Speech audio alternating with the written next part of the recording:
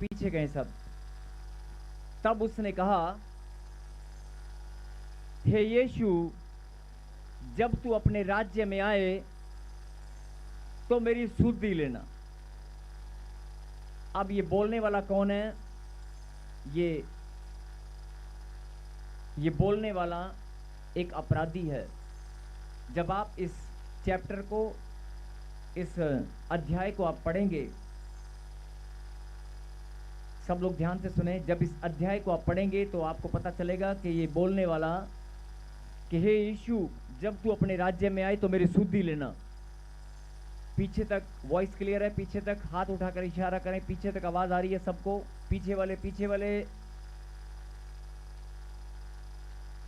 सबसे लास्ट वाले, आपको आवाज आ रही है? सब लोग, धन्यवाद परमेश्वर। Yes please. क्या कहा? हे यीशु, जब तू अपने राज्य में आए तो मेरी सुधि लेना, मुझे स्मरण करना, मुझे याद रखना। ये बोलने वाला कौन है? ये बोलने वाला एक अपराधी है। ये बोलने वाला एक डाकू है, एक चोर है, एक अपराध करने वाला व्यक्ति है, जिसको यीशु मसीह के बराबर में क्रूस पर टांग दिया गया था। और हम सब जानते हैं कि यीशु मसीह को जब क्रूस पर लटकाया गया तो उसके साथ 2 अपराधियों को भी दंड दिया गया। और हम सब जानते हैं कि यीशु मसीह निर्दोष था, लेकिन फिर भी उसको दंड दिया गया। मानव जाति के उद्धार के लिए उसका बलिदान हुआ। लेकिन जिस अपराधी की ये बात हो रही है, वो जो 2 अपराधी थे यीशु मसीह के साथ क्रूस पर जो टांग दिए गए, उनमें से वो दोनों अपराधी के दोष साबित हो चुके थे और दोनों को मृत्यु दंड दिया गया। क्रूस का दंड उनको भी दिया गया। लेकिन जो समझने की बात है, एक अपराधी ने अपने मुंह से कहा, हे यीशु, जब तू अपने राज्य में आए तो मेरी सुधि लेना। हे यीशु, जब तू अपने राज्य में आए तो मेरी सुधि लेना, एक अपराधी ने कहा। और बड़े ध्यान से समझने की बात है कि वो अपराधी है जो जिसने गंदे घिनौने काम किए होंगे, कोई अपराध किया होगा जिसको, और उसका अपराध उस पर साबित हुआ, उस पर दोष लगाए गए और दोष साबित हुए, और साबित होने के बाद उसको दंड दिया गया। और अगर किसी अपराधी को दंड दिया जाता है, मृत्यु दंड, आप जानते हैं कि अगर किसी को मृत्यु दंड दिया जाए तो वो इंसान, और उसको पता है कि मुझे फांसी लगने वाली है, उसका ध्यान सबसे पहले कहाँ जाएगा? उसका ध्यान सबसे पहले कहाँ जाएगा? उसका ध्यान अपने परिवार की ओर के, यार काश 2 मिनट और जिंदगी के मिल जाते, काश मैं ये कर लेता, काश, या मैं गुनाह न करता। हो सकता है ऐसा मन हर किसी का हो सकता है कि मुझसे गलती हो गई। अगर कोई दंड मिलने वाला हो तो इंसान शायद पछताता है। लेकिन ये क्रूर अपराधी थे, क्रूर, ये कठोर हृदय के लोग थे, जिन्होंने अपराध करने के बाद, ये इनको पाप करने के बाद भी शायद इनका हृदय कठोर था। और लेकिन एक अपराधी ने अचानक क्या हुआ? अचानक उसने बोल दिया कि हे यीशु, जब तू अपने राज्य में आए तो मेरी सुधि लेना। और मतलब जब तू अपने राज्य में आए। अब ऐसा उसने क्यों कहा, जबकि वो तो यीशु को जानता नहीं था? इसका मतलब उसने यीशु मसीह के मुंह से, जब यीशु मसीह ने क्रूस पर प्रार्थना किया, जब यीशु मसीह ने क्रूस पर वचन बोले, हो सकता है उस अपराधी ने कोई वचन सुन लिया हो, या कोई प्रार्थना को उसने सुना हो कि यीशु मसीह ने जो प्रार्थना की उसने सुन लिया हो। मतलब प्रार्थना सुनने से, वचन को सुनने से, या फिर यीशु मसीह की ओर देखने मात्र से। ध्यान से सुने, तीनों ही रीति से कुछ भी हो सकता है, क्योंकि यीशु तो परमेश्वर है। और अगर उसकी ओर भी कोई देख लेगा तो हो सकता है उसका हृदय बदल जाए। जब यीशु मसीह ने क्रूस पर वचन कहे, जब यीशु मसीह ने प्रार्थना किया, हो सकता है इस अपराधी ने उस प्रार्थना को सुना हो सकता है इस अपराधी ने उस वचन को सुना हो और हो सकता है उसने यीशु मसीह के चेहरे की ओर देखा हो किसी भी कारण से। लेकिन अचानक जो अपराधी था, जो मृत्यु दंड पा चुका था और जो यीशु मसीह को जानता भी नहीं था और परमेश्वर को मानता भी नहीं था, जो कठोर हृदय का व्यक्ति था, अचानक उसने यीशु मसीह को क्या कह दिया? यीशु मसीह को उसने कहा, हे यीशु, जब तू अपने राज्य में आए तो मेरी सुधि लेना। बोलो आमीन। और ये बड़ी ऐतिहासिक और सत्य घटना है, हम सब जानते हैं ये बड़ी ऐतिहासिक और सत्य घटना है। और सारा जगत इस बात को सुनने के बाद, जब इस वचन को बहुत सारे विद्वान, बहुत सारे बाइबल के शोधकर्ता और बहुत सारे प्रार्थना योद्धा जब इस वचन को पढ़ते हैं तो हिल जाते हैं। वो क्यों हिल जाते हैं अभी आपको पता चलेगा। एक और वचन, इसके साथ एक और वचन हम पढ़ेंगे। हालेलुया। उसने उससे कहा, मैं तुझसे सच कहता हूं कि आज ही तू मेरे साथ स्वर्गलोक में होगा।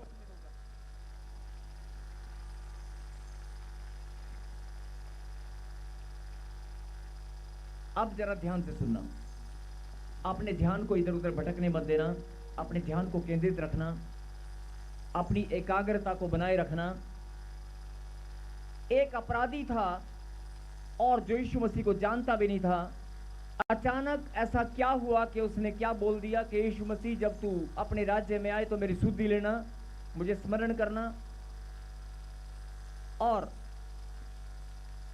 यीशु मसीह ने उसे क्या उत्तर दिया?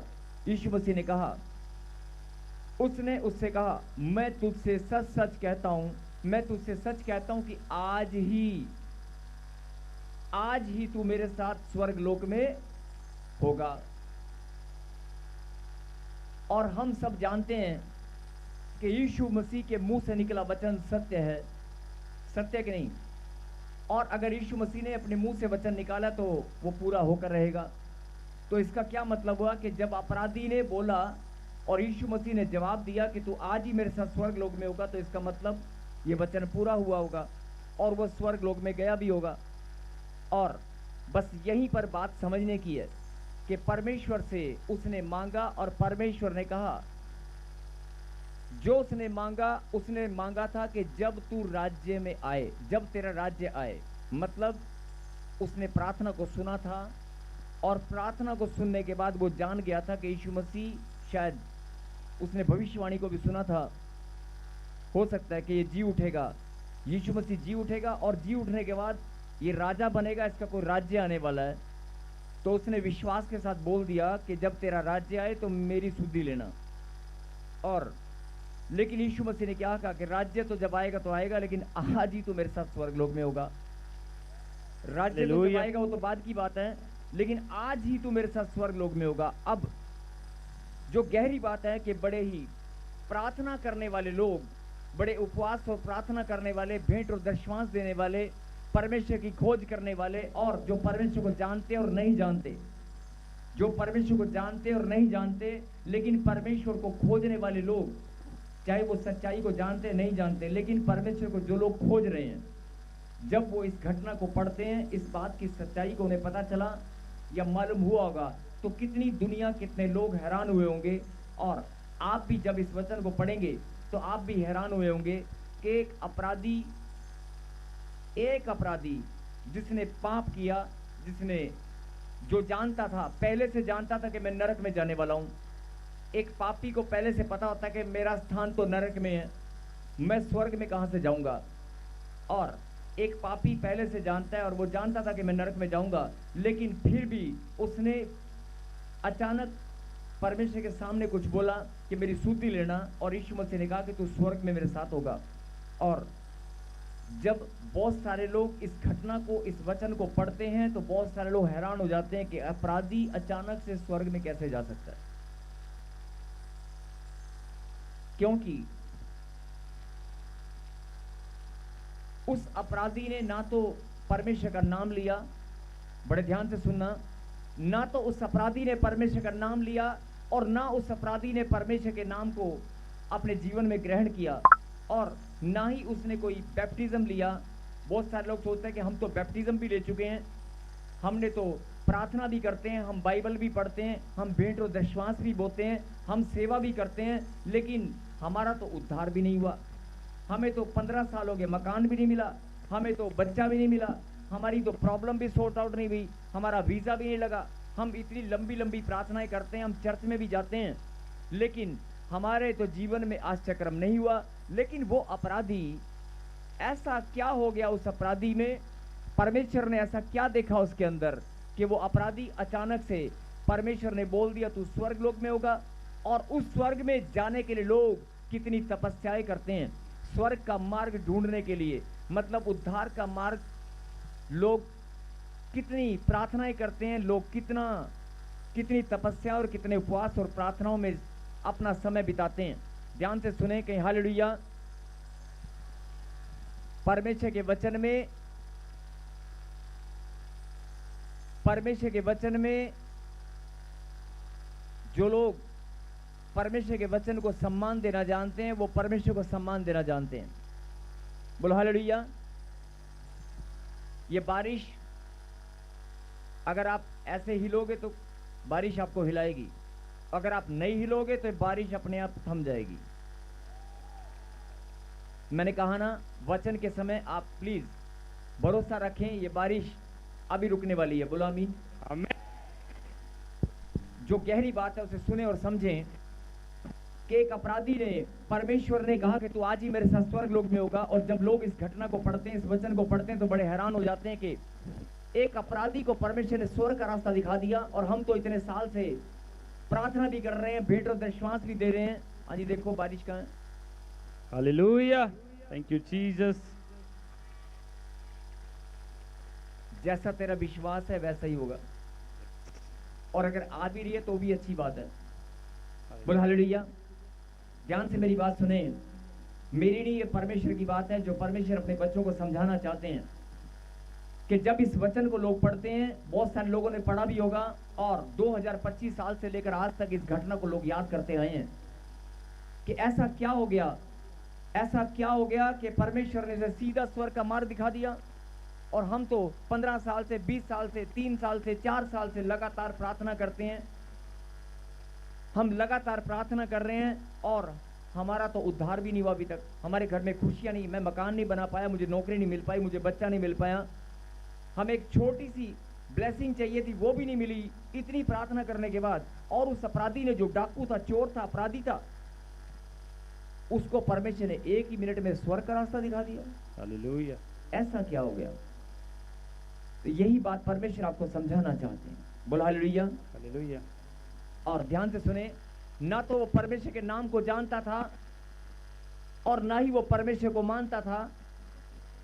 अपराधी तो अपराधी था, और ना ही उसने कोई बैप्टिज्म लिया था, ना उसने अपना जीवन परमेश्वर को सौंपा था, ना उसने यीशु मसीह को मुक्तिदाता उद्धारकर्ता ग्रहण किया था। आप लोगों ने तो उद्धारकर्ता ग्रहण किया, ना तो उसने उद्धारकर्ता ग्रहण किया, और ना ही वो भेंट और दशमांश देने वाला, ना वचन को जानने वाला, ना वचन को पढ़ने वाला, वो तो कुछ भी नहीं जानता था, उसको तो ABCD भी मालूम नहीं थी, लेकिन फिर भी वो स्वर्ग में चला गया।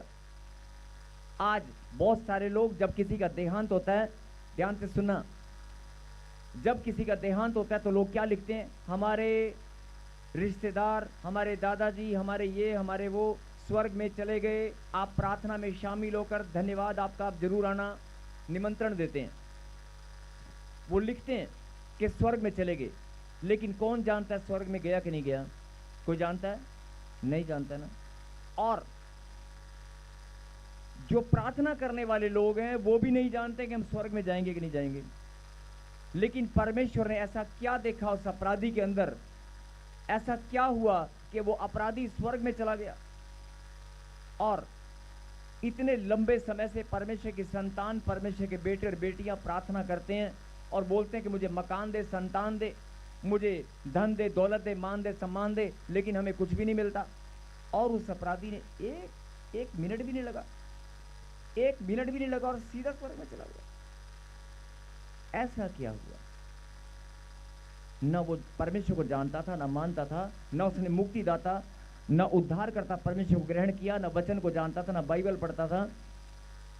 सीधा परमेश्वर ने उसके ऊपर ऐसा अनुग्रह किया कि वो स्वर्ग में चला गया। और परमेश्वर के साथ कितनी हैरान करने वाली बात है। जितने लोग हैरान है इस बात से, कितने लोग हैरान है इस बात से, ऊंची बात से कि हालेलुया, हालेलुया। अगर आप हैरान हैं तो परमेश्वर की एक और बात आप सुने। परमेश्वर बोलता है कि मैंने उसके अंदर सिर्फ एक ही बात देखी, उसने अपना मन फिराया। उसने अपना मन फिराया। भले ही वो पापी था, भले ही वो मरने वाला था, नरक में जाने वाला था, मेरे नाम को नहीं जानता, मेरे नाम को नहीं जानता, मेरे काम को नहीं जानता, मेरे आश्चर्यक्रमों को नहीं जानता, मेरी ब्लेसिंग को नहीं जानता, लेकिन उसने मन फिराया। और जैसे ही उसने मन फिराया, परमेश्वर ने उसको क्या ब्लेसिंग दिया? तू आज ही मेरे साथ स्वर्ग में होगा, आज ही। लेकिन ध्यान से सुनना, उसने क्या कहा था? परमेश्वर जब तेरा राज्य आए, जब तू अपने राज्य में आए तो मेरी सुधि लेना। और अब अपराधी को यह आशीष मिली कि परमेश्वर के साथ स्वर्ग में चला गया। अब मैं आपसे पूछना चाहता हूं, क्या हमारे बीच में कोई अपराधी है? अरे हम तो प्रार्थना करने वाले परमेश्वर के संतान है, उसके बेटे और बेटियां हैं। हम तो वचन पर चलने वाले उसके बेटे और बेटियां हैं। अगर एक अपराधी को मन फिराने पर इतनी बड़ी आशीष मिल सकती है, ऐसी आशीष जिसको लोग जीवन भर तपस्या में बिता देते हैं स्वर्ग का मार्ग जानने के लिए, जीवन भर लोग अपना जीवन कुर्बान कर देते हैं, लोग उस मार्ग की खोज में कि स्वर्ग में जाएंगे कैसे, उद्धार का मार्ग है कहां पर, जीवन भर लोग तपस्या में बिताते हैं। और लेकिन परमेश्वर ने पल भर में ही उसका मार्ग तय कर दिया। बोला हालेलुया। अब जो समझने की बात है कि परमेश्वर ने कहा कि मेरी बेटी मेरे बेटे सुन ले, वो तो अपराधी था, तू तो मेरी संतान है। अरे एक अपराधी पर मैं दया करके उसके मन फिराने पर इतनी बड़ी आशीष दे सकता हूं, तो क्या मैं तुझे तेरे मन फिराने पर तुझे संतान नहीं दे सकता? तेरे मन फिराने पर मैं तुझे धन दौलत मान सम्मान नहीं दे सकता? मैं तेरी ट्रांसफर नहीं करा सकता? मैं तुझे खुशियां और आनंद नहीं दे सकता? एक अपराधी को जो मेरे नाम को नहीं जानता, मेरे कामों को नहीं जानता, जिसने मुझे स्वीकार भी नहीं किया, खाली एक बात बोली कि जब तेरा राज्य है तो मेरी सुधि लेना, मुझे याद करना, अगर मैं उसे इतनी बड़ी आशीष दे सकता हूं, तू तो अपराधी नहीं है, तू मेरी बेटी है, तू मेरा बेटा है। हालेलुया। तू मेरी बेटी है, तू मेरा बेटा है। आमीन। मैं तुझे आशीष क्यों नहीं दूंगा? बोला आमीन। और लेकिन उसने क्या कहा था कि जब तेरा राज्य आए। हाँ जी, ओ भाई बोलो परमेश्वर। लेकिन एक बात बोलने से पहले, अगर आपके बीच में कोई अपराधी है यहां पर, अरे छोटा मोटा पाप, कोई ना कोई गलती सब करते हैं, हम परमेश्वर के नजर में अपराधी हैं कि नहीं? अगर हम अपराधी हैं तो आज हर एक अपराधी को परमेश्वर कहना चाहता है, अगर तू अपराधी है तो बोल, परमेश्वर जब तेरा राज्य आए मेरी सुधि लेना, मुझे स्मरण करना। कहे आमीन। प्रभु ने कहा अगर मैं अपराधी को इतनी बड़ी आशीष दे सकता हूं तो मैं तुझे भी दे सकता हूं। बोला आमीन। लेकिन अपराधी ने क्या कहा कि जब तेरा राज्य आए, तो आज परमेश्वर, अभी आपने भी प्रार्थना किया कि जब तेरा राज्य आए। कितनों को मालूम है कि परमेश्वर का राज्य आने वाला है? लेकिन मैं आज यही बात आपको बताना चाहता हूं, परमेश्वर का राज्य आ चुका है। जब उसने क्रूस पर मौत को हरा दिया, पूरे जगत को उसने जीत लिया, 2025 साल पहले ही उसका राज्य शुरू हो चुका है। और उस अपराधी ने कहा था कि जब तेरा राज्य आए तो मेरी सुधि लेना। क्या अगर आप अपराधी हैं या उसकी संतान, अगर आप आज परमेश्वर को कहेंगे मेरी सुधि लेना, तो आपकी सुधि लेगा कि नहीं?